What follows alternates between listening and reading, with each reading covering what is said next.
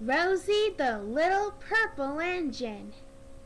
This is a story about Rosie, a chirpy tank engine who liked to copy Thomas. This made Thomas cross, until one day Rosie proved just how useful she could be. It was the stormy season on the island of Sodor, and Thomas was busy delivering mail to a far part of the island. At the end of the line, on a farm at the top of a high hill, lived a little girl named Alice.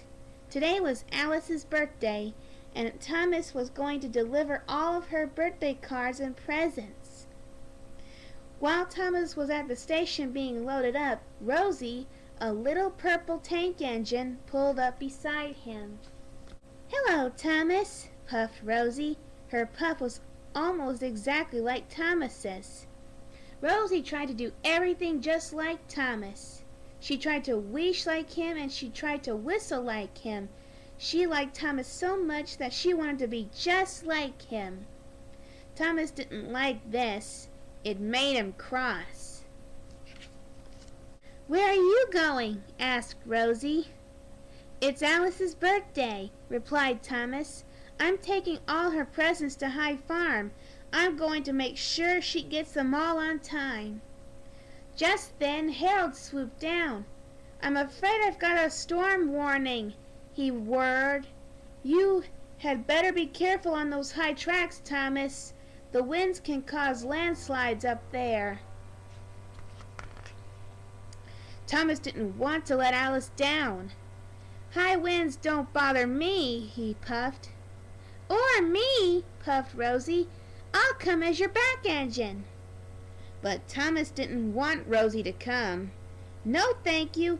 I'll manage on my own," he chuffed and pulled quickly away. But Rosie wouldn't take no for an answer. She cheekily followed after him. Thomas sped along the line to High Farm. His engine was working very hard. The sky grew darker and darker, and soon it was pouring with rain. "Rosie can't follow me now," thought Thomas. "She isn't strong enough." But Thomas was wrong. Rosie was following right behind. She whistled cheerfully. Thomas was very annoyed.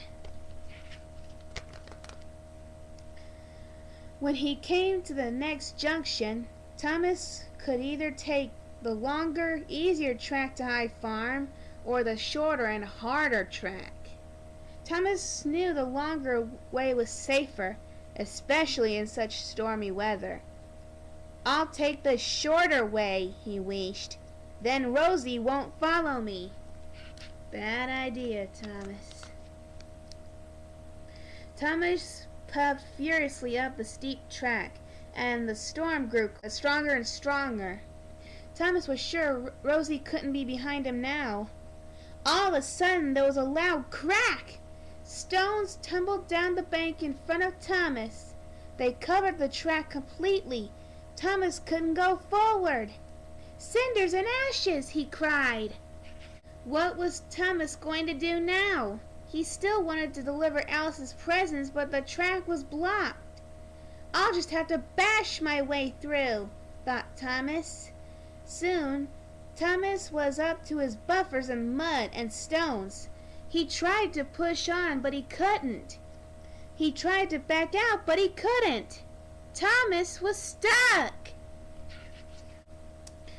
"Peep, peep!" Another engine was coming up the track. It was Rosie. Thomas felt very silly, but he was very glad to see Rosie. "I'll go and get help," she chuffed. "Wait," puffed Thomas. "Please will you deliver Alice's presents for me?" Rosie was very happy that Thomas had asked her to deliver Alice's presents. "Of course I will," she chuffed happily. Rosie was soon coupled up to Thomas's trucks. She pulled away and steamed back to the longer, safer track to High Farm. Thomas waited for Rosie to come back. He was very happy Rosie had followed him after all. Very soon, Rosie came puffing back down the line. Alice's mother has telephoned for help, she told Thomas. Edward is coming to pull you out. Then Thomas noticed that Rosie had a passenger on board.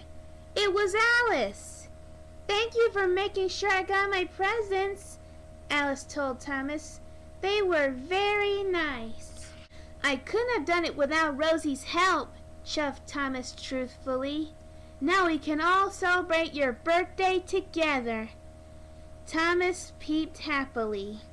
Rosie peeped too. Just like Thomas. The end.